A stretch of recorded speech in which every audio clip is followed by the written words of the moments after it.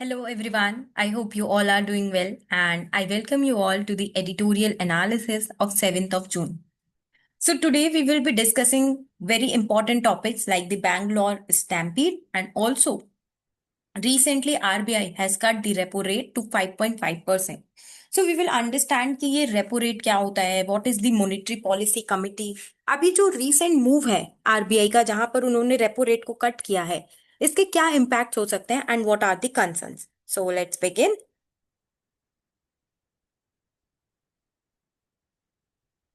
So today I have picked up two editorials from Hindustan Times and one editorial from The Hindu और एक और editorial है Bangalore stampede पे which is from The New Indian Express. तो topics तो सारे same ही रहते हैं न्यूज में. इट इज मोर अबाउट कि कहाँ पे ज्यादा अच्छा कंटेंट मिल रहा है and more over I do a 360 degree analysis of these topics. तो इट इज नॉट नेसेसरी कि आप लोग जाके इन एडिटोरियल्स को पढ़ें. आप लोग रेफरेंस के लिए समझ सकते हैं कि कहाँ से टॉपिक्स पिकअप हो रहे हैं, बट अगर आप इस पीडीएफ को भी पढ़ लेंगे so it is more than enough. तो आरबीआई ने रिसेंटली एक काफी बोल्ड मूव लिया है जहां पे रेपो रेट को कट किया गया है by the monetary policy committee. तो गवर्नमेंट का भी ऐसा कहना था कि रेपो रेट को कम कीजिए. अब देखिए रेपो रेट अगर कम होता है तो बैंक्स जो हैं वो इजीली लेंड कर सकते हैं. सो दैट इज वाई इससे क्या होता है, अगर बैंक लेंड कर पा रहे हैं आसानी से तो ज्यादा मनी फ्लो हो रहा है मार्केट में जिसकी वजह से कंज्यूमर स्पेंडिंग बढ़ रही है. Ultimately it is pushing the economic growth. तो रेपो रेट को हमने 50 बेसिस पॉइंट्स टू 5.5% कर दिया है. और कैश रिजर्व रेशियो, अब कैश रिजर्व रेशियो क्या होता है, एक अमाउंट होता है जो कि बैंक्स को मेंटेन करना होता है विद द आरबीआई. जितना ये कम होगा उतना ज्यादा पैसा बैंक्स के पास होगा और उतनी ज्यादा वो लेंड कर पाएंगे. तो ये उस टाइम पर आ रहा है जब ग्लोबल ग्रोथ काफी ज्यादा अंडर प्रेशर है, इन्फ्लेशन हमें लग रहा है कि ठीक है मैनेज कर सकते हैं और प्राइवेट कंजम्पशन को रिवाइव करने की जरूरत है. अगर आपको प्राइवेट कंजम्पशन को रिवाइव करना है तो इन दैट केस आपको बैंक्स को काफी ज्यादा लेंड करना पड़ेगा और वो तभी लेंड कर पाएंगे जब आपका रेपो रेट और कैश रिजर्व रेशियो कम होगा.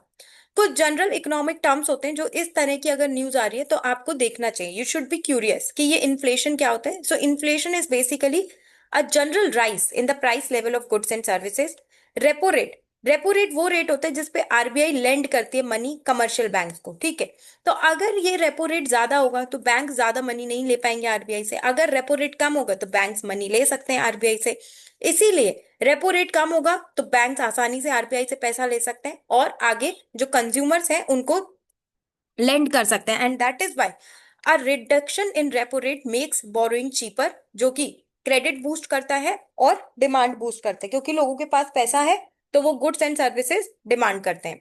रिवर्स रेपो रेट उल्टा होता है. रिवर्स रेपो रेट वो रेट होता है जहां पे आरबीआई कमर्शियल बैंक से पैसे लेती है. ये भी लिक्विडिटी को इन्फ्लुएंस करता है. कैसे, अगर आरबीआई हाई इंटरेस्ट रेट पे लेगी तो बैंक ज्यादा पैसा देंगे, कमर्शियल बैंक्स आरबीआई को ज्यादा पैसा दे देंगे. अगर आरबीआई कम इंटरेस्ट रेट पे लेगी तो कमर्शियल बैंक सोचेंगे कि वो कहीं और अपने इस पैसे को यूज करे. कैश रिजर्व रेशियो एक शेयर होता है बैंक के जो भी टोटल डिपॉजिट्स होते हैं जो कि उसको आरबीआई के साथ मेंटेन करना होता है कैश में. ठीक है. ये इसलिए किया जाता है ताकि लाइक कोई भी इमरजेंसी सिचुएशन हो तो एक fixed amount of money RBI के पास होना चाहिए. मॉनेटरी पॉलिसी कमिटी क्या होती है? सो मॉनेटरी पॉलिसी कमिटी बेसिकली इसीलिए बनाई गई है कि जो कि ये कमेटी डिसाइड करेगी कि क्या रेपो रेट रहेगा. ठीक है. इन्फ्लेशन वगैरह कंट्रोल करने के लिए, एम्प्लॉय इकोनॉमिक ग्रोथ ये सब बूस्ट करने के लिए. तो इसको बनाया किसके अंडर गया है? RBI act 1934. बहुत ही इंपॉर्टेंट टॉपिक है. Several times questions have been asked in both UPSC prelims and mains examination on monetary policy committee. So monetary policy framework agreement के तहत आरबीआई एक्ट 1934 के अंडर मॉनेटरी पॉलिसी कमेटी को बनाया गया. अब इसके कॉम्पोजिशन की अगर हम बात करें तो टोटल 6 मेंबर्स होते हैं जहां पे 3 आरबीआई ऑफिशियल्स होते हैं, एक गवर्नर, डेप्यूटी गवर्नर और आरबीआई ऑफिसर, और 3 गवर्नमेंट अपॉइंटेड एक्सटर्नल मेंबर्स होते हैं. अगर एमपीसी की कोई भी मीटिंग होनी है तो मिनिमम 4 लोग प्रेजेंट होने चाहिए. फंक्शन क्या क्या है? रेपो रेट सेट करता है, मॉनेटरी पॉलिसी स्टेटमेंट निकालते हैं एवरी 2 मंथ्स. प्राइस स्टेबिलिटी कैसे? इन्फ्लेशन कंट्रोल करते हैं. इन्फ्लेशन कैसे कंट्रोल करते हैं? सपोज करिए इन्फ्लेशन ज्यादा है मतलब लोग ज्यादा डिमांड कर रहे हैं तो ये लोग क्या करेंगे? रेपो रेट को बढ़ा देंगे. रेपो रेट बढ़ा दिया, अब इंटरेस्ट रेट ज्यादा हो गए, बैंक ज्यादा लैंड नहीं कर रही है तो लोगों के पास पैसा नहीं है. लोगों के पास पैसा नहीं है तो वो चीजें डिमांड करना कम करेंगे. जैसे ही चीजें डिमांड करना कम करेंगे इन्फ्लेशन कंट्रोल में आ जाएगा. So this is how they ensure price stability. Inflation इनका टारगेट है कि 4%, 2% से लेके 6% तक इन्फ्लेशन रहना चाहिए, that is 4 ± 2। Financial stability, growth और डेवलपमेंट फैसिलिटेट करना is the task of monetary policy committee. अब ये जो रीसेंट रेट कट हुआ है इसके क्या इम्प्लीकेशंस होंगे, तो सबसे पहले जैसे कि मैं बार बार रिआइटरेट कर रही हूँ, ग्रोथ बूस्ट हो जाएगा। अभी आगे त्योहार भी आने वाले हैं, रक्षाबंधन, गणेश चतुर्थी, जन्माष्टमी, दिवाली, नवरात्रि। तो उस टाइम पे कंज्यूमर डिमांड भी बढ़ेगी, और इस केस में अगर जो बोरिंग कॉस्ट है वो कम हो गई है, तो हाउस होल्ड और बिजनेसेस काफी ज्यादा अच्छे से स्पेंड करेंगे, जिसकी वजह से ग्रोथ होगी। लिक्विडिटी इंप्रूव होगी। कैसे लिक्विडिटी इंप्रूव होगी? अगेन सीआरआर कम है, रेपो रेट कम है, आराम से आपको पैसा मिल सकता है। कॉन्फिडेंस आएगा मैक्रो इकोनॉमिक स्टेबिलिटी में। इन्फ्लेशन प्रोजेक्ट किया जा रहा है 3.7% फाइनेंशियल ईयर 2026, ठीक है, जो कि 4% थ्रेशोल्ड से कम है। और इसकी वजह से जो हमारी इकोनॉमी है वो काफी अच्छा परफॉर्म करने के चांसेस हैं। इन्वेस्टमेंट सपोर्ट होगा। लोअर बोरिंग कॉस्ट जो है वो अगेन प्राइवेट इन्वेस्टमेंट को बूस्ट करेगी। पॉलिसी स्टांस अकोमोडेटिव से न्यूट्रल, जो कि डेटा ड्रिवन फ्लेक्सिबिलिटी दिखा रहा है। लेकिन साथ साथ कुछ चैलेंजेस हैं, जैसे कि जो फिस्कल स्पेस है वो अभी भी लिमिटेड है। Post Covid fiscal consolidation underway है। तो मॉनेटरी पॉलिसी ही अभी मेन टूल है हमारे पास। जो फिस्कल पॉलिसी है वो इतना ज्यादा वर्क नहीं कर पा रही है, जिसकी वजह से आरबीआई पर बर्डन आ रहा है।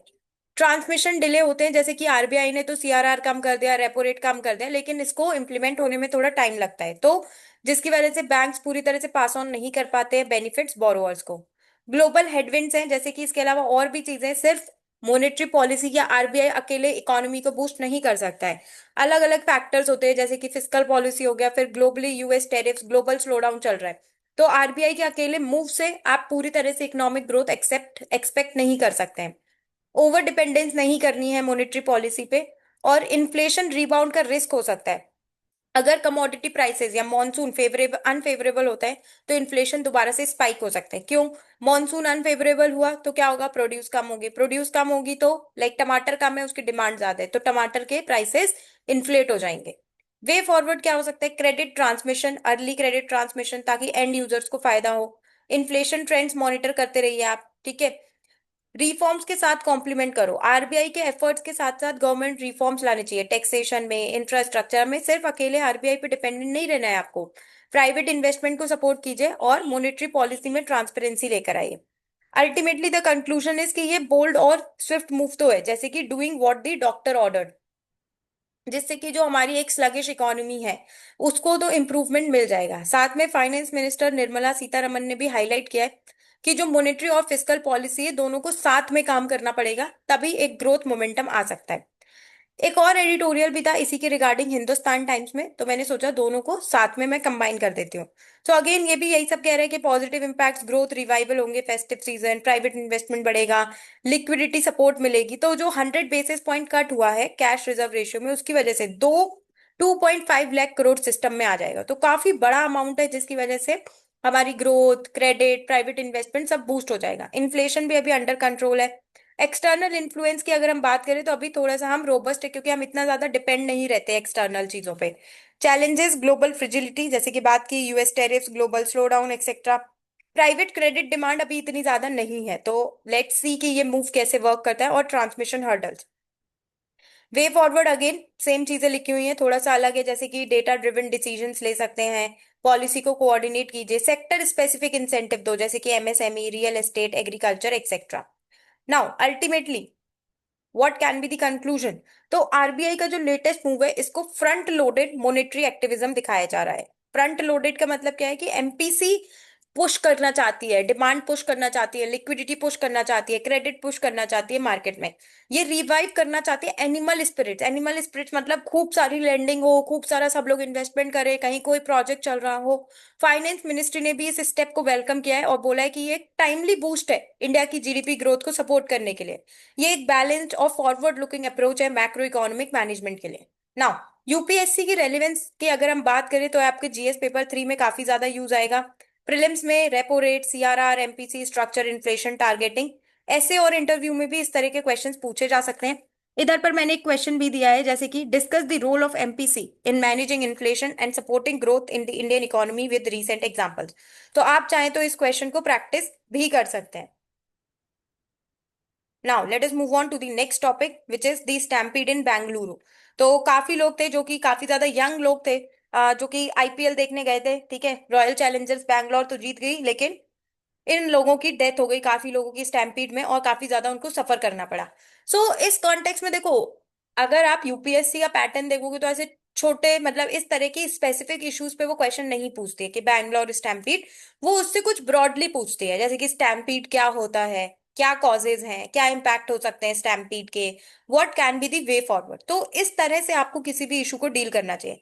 तो रिसेंटली ये चिन्ना स्वामी स्टेडियम, जहाँ पे आरसीबी, जो आईपीएल था, फाइनली काफी टाइम बाद आरसीबी जीत गई, जिससे काफी लोग खुश भी हैं। लेकिन 11 यंग लाइफ्स जो वहां पे स्टैम्पीड हुआ, तो इस ट्रेजेडी ने इट क्लेम्ड 11 यंग लाइव्स। और जो काफी विक्टिम्स थे, क्योंकि देखो बूढ़े लोग तो जाते नहीं आईपीएल देखने, जनरली टीनेजर्स, यूथ, हम ही सब लोग जाते हैं आईपीएल देखने, तो वो लाइक दे वर यंग। तो ये काफी ज्यादा मतलब ट्रैजिक है कि काफी यंग लोग एक स्टैम्पीड में मारे गए। कॉजेस क्या क्या हो सकते हैं अब स्टैम्पीड के? ओवर क्राउडिंग हो सकती है, ठीक है, जैसे कि कभी कभी आपको दिल्ली मेट्रो में फील होता होगा, जब स्पेशली आप वर्किंग आवर्स में ट्रैवल कर रहे हैं, आपको लगता है अब तो लगता है सफोकेट होके मर ही जाएंगे। तो that is over crowding. Crowd control नहीं है प्रॉपर, क्राउड बैरियर्स नहीं है, मार्शल्स नहीं है, एंट्री एग्जिट पॉइंट्स रेगुलेटेड नहीं है। जैसे कि अब ऐसा नहीं है कि ये पहले बार हुआ है, तो इंडिया में जो स्टेट गवर्नमेंट्स हैं, ठीक है, जो डिस्ट्रिक्ट्स में डिफरेंट ऑफिसर्स पोस्टेड है, मुझे लगता है कि उनको प्रॉपर ट्रेनिंग देनी चाहिए कि इस तरह की सिचुएशन हमारे यहाँ कभी भी हो सकती है। यूएन के हिसाब से मोस्ट पॉपुलस कंट्री हम बन चुके हैं, तो स्टैम्पीड होना बहुत ही कॉमन चीज हो गई अब हमारी कंट्री में। अभी लास्ट ईयर ही हाथरस स्टैम्पीड हुआ, जहाँ पे 121 लोग मर गए, क्योंकि जैसे ही भगदड़ होती है लोगों को समझ ही नहीं आता कि कहाँ भागे, क्योंकि प्रॉपर एग्जिट रूट्स ही नहीं है। लोगों को पता भी नहीं है कि अगर स्टैम्पीड सिचुएशन हो रही है तो क्या करें। मॉक ड्रिल्स होनी चाहिए इसके लिए प्रॉपर। रियल टाइम मॉनिटरिंग नहीं है, आपको पता ही नहीं है कितने लोग आए हैं, कैसे उनको मैनेज करेंगे। ड्रोन सर्विलेंस नहीं है, सीसीटीवी मॉनिटरिंग नहीं है। जबकि हाई फुटफॉल एक्सपेक्टेशन है, लेकिन फिर भी आप इन सब चीजों के लिए जो एडमिनिस्ट्रेशन है वो तैयार नहीं है। इंफ्रास्ट्रक्चर अच्छे से नहीं है, जो रोड्स हैं वो काफी नैरो है, लाइटिंग नहीं है, कंजेशन पॉइंट्स नहीं है outside the stadium, mismanagement, enforcement ठीक है देखा जाएगा कर लेंगे, इस तरह का एटीट्यूड रहता है। जैसे कि 1989 में जो हिल्स बरो डिजास्टर यूके में हुआ, जहाँ 97 डेथ्स हुई, पुलिस ने ठीक से मैनेज नहीं किया, मिसमैनेजमेंट था, ज्यादा लोग एडमिट कर लिए। अब जितनी कैपेसिटी उतने लोग ही आप एडमिट कीजिए ना। पब्लिक में भी इतनी ज्यादा अवेयरनेस नहीं है, एकदम से हम पैनिक कर जाते हैं, मिस इन्फॉर्मेशन होती है, र्यूमर्स होते हैं, हर्ड मूवमेंट, जो सब कर रहे हैं वो करने लगते हैं एकदम से। इम्पैक्ट क्या क्या होता है स्टैम्पीड का? सोशल इम्पैक्ट हो सकता है, जैसे कि अभी लॉस ऑफ यंग लाइफ्स हुआ। साइकोलॉजिकल ट्रॉमा हो सकता है among survivors and families.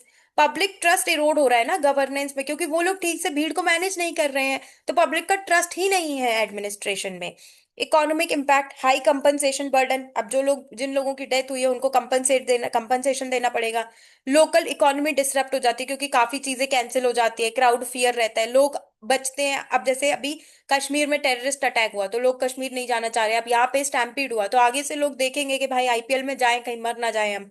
Long term impact होते हैं सिटी के टूरिज्म पे, इमेज पे। अब बैंगलोर की इमेज पे ये इस इंसिडेंट ने बैंगलोर की इमेज को टार्निश कर दिया है। Political administrative impact, public outreach, लोग उतर आते हैं सड़कों पे, ठीक है, एडमिनिस्ट्रेटर्स के खिलाफ। ट्रांसफर हो जाता है ऑफिशियल्स का, जुडिशियल प्रोब्स, डिस्ट्रस्ट रहता है गवर्नमेंट और पब्लिक के बीच में। लीगल और इंस्टीट्यूशनल डिलेज भी होते हैं, जैसे कि प्रूफ वगैरह ऑर्डर कर दी जाती है, लेकिन आपको तो पता ही है तारीख पे तारीख पे तारीख चलती रहती है कोर्ट में। Now what are the challenges? तो चैलेंजेस ये है कि कोई नेशनल लेवल आपने स्टैंडर्ड ऑपरेटिंग प्रोसीजर नहीं बना के रखा है, कि जहां पे भी ज्यादा लोग आने वाले हैं वहां पे क्या स्टैंडर्ड ऑपरेटिंग प्रोसीजर होगा, क्राउड कैसे मॉनिटर करेंगे आप, ठीक है, प्रॉपर एग्जिट रूट्स कैसे होंगे, एंट्री पॉइंट्स कैसे होंगे, कंजेशन पॉइंट कहाँ पे होगा, ये सब कुछ पता नहीं है हमको अभी। पर्सोनल आप पूरे प्रॉपर ट्रेन नहीं किया है, local police, event staff untrained रहते हैं कि कैसे क्राउड को मैनेज करना है उनको।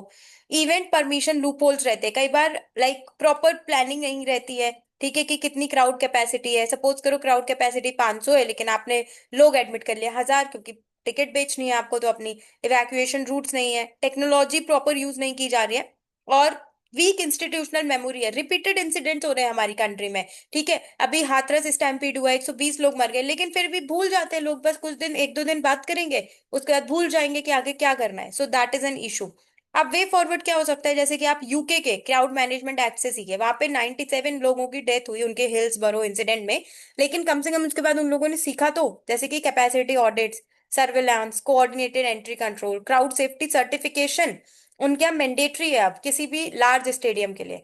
हज स्टैम्पीड प्रोटोकॉल, जब हज स्टैम्पीड हुआ तो सऊदी अरेबिया ने बोला कि ये रिस्ट बैंड्स यूज कर लेंगे, जोनिंग करेंगे, सीसीटीवी ड्रोन्स होंगे। जापान भी डिजास्टर प्रिपेयरनेस ट्रेनिंग कराता है, रेगुलर ड्रिल्स कराता है, ये सब क्राउड मैनेजमेंट के लिए। इंडिया में भी हम कमिटी बना देते हैं, जैसे कि सुंदर कमेटी बना दी कि ये करना है, बट करते नहीं है, कर नहीं पाते हैं, भूल जाते हैं। एनडीएमए गाइडलाइंस है हमारे पास, और एम श्री कृष्णा रिपोर्ट भी है पब्लिक इवेंट्स पे, जिन्होंने बताया कि proper liability framework, compulsory insurance provision सारे हैं हमारी कंट्री में, भी उस फॉलो करने की देर है।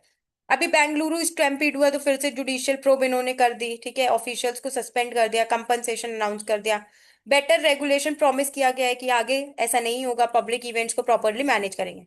हाउएवर, जब तक लॉन्ग टर्म इंस्टीट्यूशनल चेंजेस नहीं आएंगे, जैसे कि technology, legal reform, training, civic awareness, तो ऐसी ट्रेजेडीज को अवॉइड करना मुश्किल हो जाएगा।